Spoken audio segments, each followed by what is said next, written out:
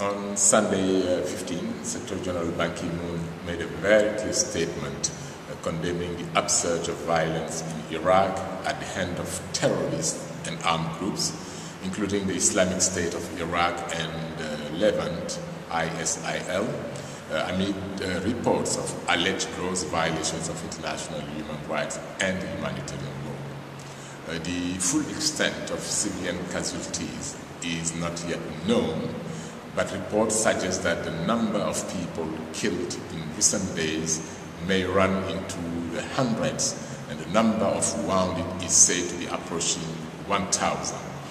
There are reports pointing to the possible commission of war crimes.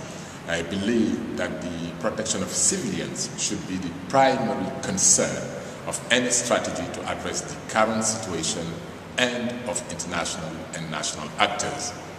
It is also key that the government of Iraq works with the UN Assistance Mission for Iraq, UNAMI, and humanitarian agencies to ensure the delivery of urgently needed humanitarian relief.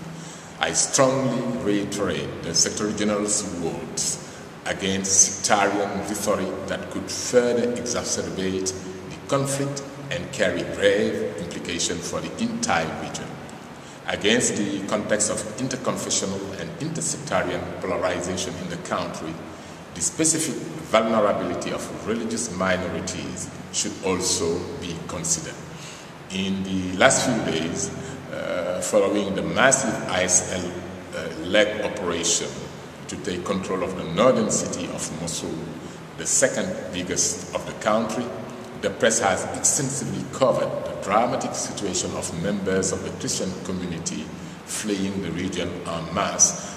There were also reports of the terrorist elements inciting the demolition of Christian churches. In addition, the reported capture of the town of Tal Afar raises concerns about the well-being of Yazidis and other minority communities in the area.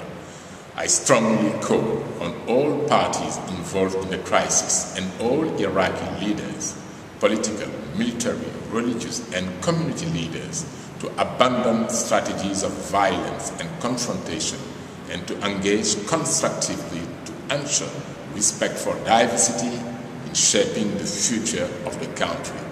Moreover, the state must ensure that measures taken to combat terrorism comply with all their obligations under international law, in particular human rights, refugee, and humanitarian law.